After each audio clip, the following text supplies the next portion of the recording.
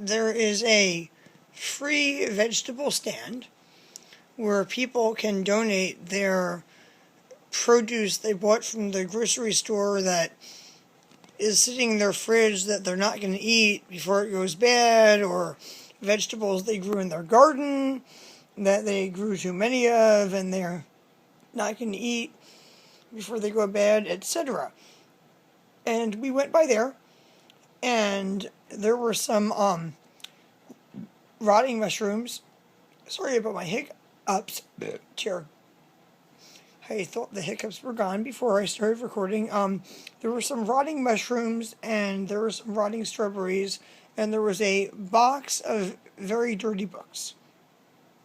And I told my boyfriend put those books in the trunk. He said, no, they're old and dirty. And I said, no, you don't realize what this is.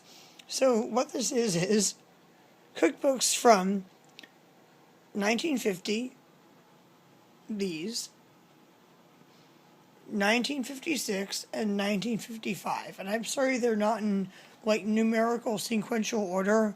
I put them down here, then I realized they were out of order and I didn't want to move them around. But this one is a partially broken binder of a bunch of little cookbooks from 1950. As you can see, there's a bunch of little cookbooks. They're individual little cookbooks. 250 ways to prepare meat. 500 tempting salads. And then there's the one, or the collection of them, from 1956. Like somebody back in the day bought this, and they bought the whole collection and this binder to keep it in, which is partially broken and some of the little books are missing, and they liked it so much that they bought the 1955 and 1956 collection too. So it's like the Scandinavian cookbook, quick dishes for the woman in a hurry, but there's like a bunch of little, as you can see, individual books, and they're all like you know, a certain category of food. Like one of them is even like how to use cream cheese and mayonnaise, the Hungarian cookbook. And it's more than I can show in just this one video. And they're very, very old and delicate, and I'm like almost breaking them, flipping through them. Foods for entertaining 6 or 8.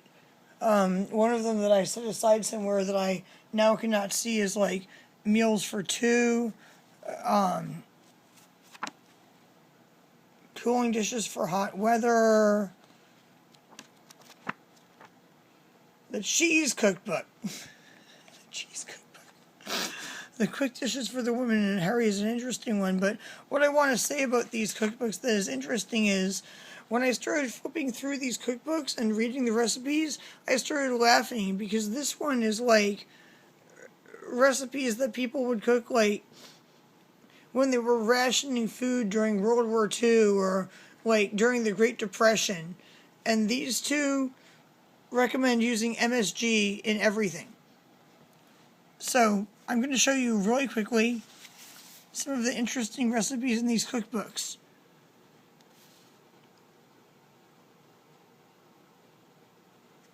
Imagine if I invited you over for dinner and I cooked hickory crown salad or chicken in aspic. Or if I said, you know, I don't have very much time to cook dinner. I am a woman in a hurry, so I am going to cook something from this book.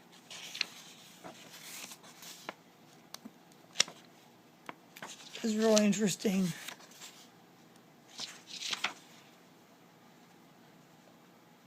How about a potato leek soup with some monosodium glutamate? Don't like potato leek soup? How about some pea soup that I blend up in the blender with some monosodium glutamate? All right, I have nicknamed these 2 cookbooks the monosodium glutamate cookbooks. They recommend monosodium glutamate in every recipe. Well, not in every recipe, but in almost every one. Like, did you know that, here, there's the quick meat cookbook, that you could make,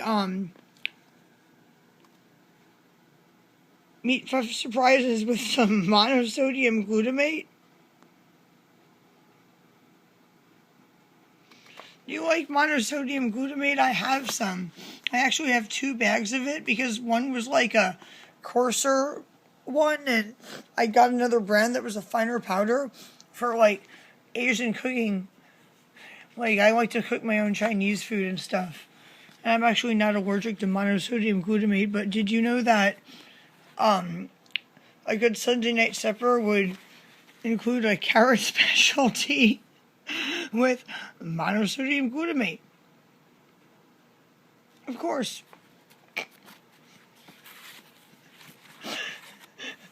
The more I looked through these cookbooks, the more I laughed, because it just kept mentioning monosodium glutamate.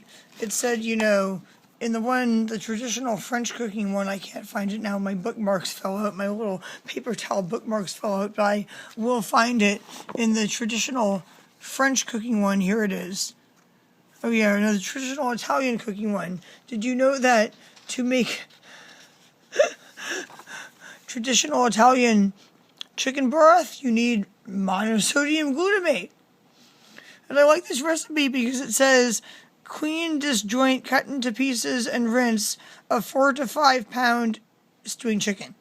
Like, it starts out like you just bought a whole chicken and you are butchering it. The only thing they could say to make it a little more like old-fashioned or rustic would be to like pluck the feathers first before you clean, disjoint, and cut it into pieces. But monosodium glutamate.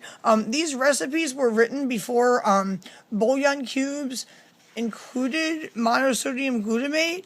Right now, if you went to the store and you picked up a package of bouillon cubes, it's likely it would contain monosodium glutamate, and if it is not organic, it will contain something like yeast extract or celery extract or something that's like a natural source of monosodium glutamate. So at the time when they wrote these recipes, like, there were not bouillon cubes with monosodium glutamate. It's just like in everything. It's like everything. Imagine like somebody trying to, you know, invite you over to dinner or, you know, serve this at your, like, you know, potluck dinner in modern times, and it's like every single thing from your pork chops to your like spinach have monosodium glutamate. It's really interesting. Mastering Italian cookery or masterpieces of Italian cookery, it's like monosodium glutamate. Brazilian cookery, monosodium glutamate. Like, it's really really funny. And I have seen books like this before, but even if you look in the low calorie recipes, they recommend monosodium glutamate. Where's the one that has the definition of like what the monosodium glutamate is? One of these books has like a definition of monosodium glutamate, and it calls it like a crystalline substance or something, like, I don't know.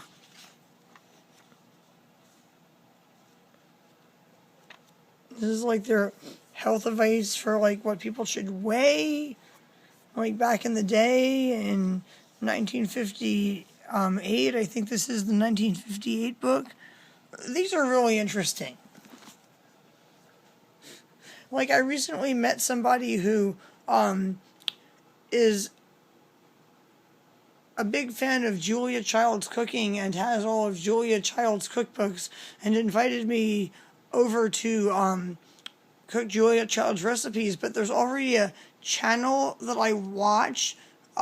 He calls it Jamie and Julia, but the channel's name is Auntie Chef, and he acts like he's fighting with Julia Child while struggling to cook her recipes, since another YouTuber has already got that covered, and I have a lot of unedited video footage to edit and upload and not unlimited time. I want to do some historical recipes, but I am also a fan of a YouTuber called Tasting History, and he does a lot of historical recipes, but they're usually older than these, so I think I'm going to make a little mini series where I try to cook some of these weird recipes. So if you came over to my house for dinner and I said, I'm going to make you my carrot specialty, and I made you this recipe with 10 medium-sized carrots, 1/2 cup butter or margarine, 1/4 cup finely chopped parsley, 1/2 teaspoon monosodium glutamate. Oh my god, I would use a lot less than that. And 1/8 teaspoon finely crushed chervil. Would you eat it?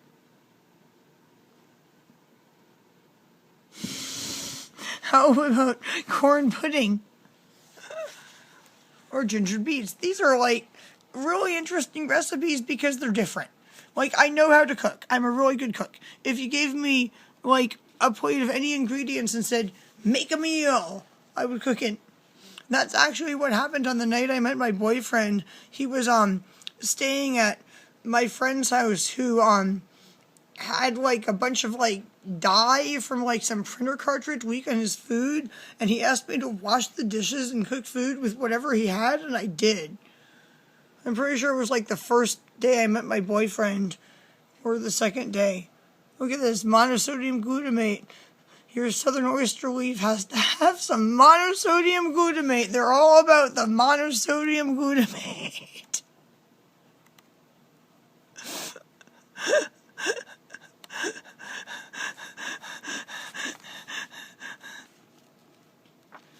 Is that it? There it is. Monosodium glutamate. A crystalline cereal or vegetable product that enhances natural flavors of foods.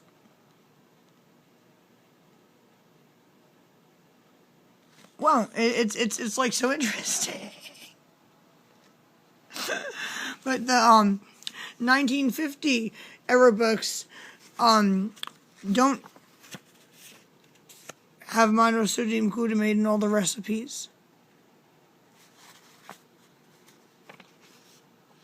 But they have like really weird recipes too. Alright. I have my gas disconnected to my indoor oven. And I have a 3-burner propane stove outside. And I have a 2-burner electric stove inside. I am not going to try to cook most of these recipes in my kitchen. But if you want to eat some lobster made out of a recipe out of this 1950 book, or some boiled fish or something, and you have a kitchen that you're willing to let me cook it in with, like, you know, enough burners and enough cookware to cook it all in one place, meaning like not half inside and not half outside, I'll do it. I'll make anything from these cookbooks, and I will bring over my 2 different brands of monosodium glutamate. Heck, I'll even make 2 pots of each one with each brand of monosodium glutamate. And we can do a MSG review to see which brand tastes better in 1950s recipes. I would like to thank the person who put these books in the free food giveaway box, because I don't know what happened, but it's likely that somebody, you know, died or moved into a nursing home or found their old grandmother's cookbooks in the attic, but they smell like recently cooked food, so I'm thinking like died or moved into a nursing home is more likely. But thank you for not throwing these in the trash. When you went to that box and said, you know what, maybe possibly somebody might want these old archaic cookbooks, the recipes are kind of outdated, but it might help somebody learn to cook a little bit, you did a really good thing. You did a really good thing. You preserved history, all right? And I am that person that is actually going to read every single recipe in all of these cookbooks and actually try to cook some of them and teach other people how to cook.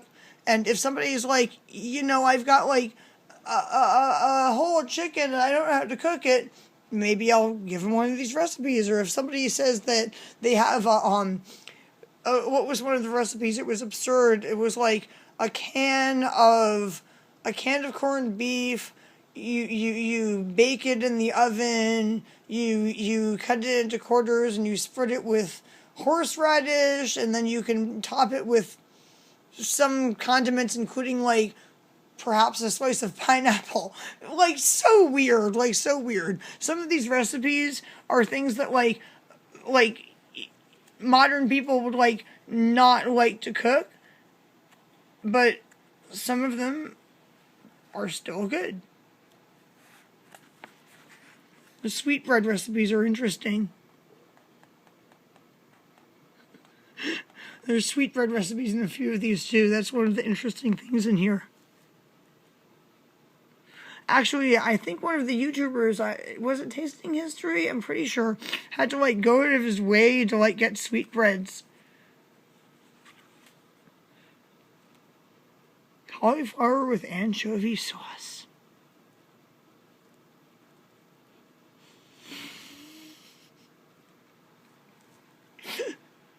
I want to cook like an entire meal out of these cookbooks, but do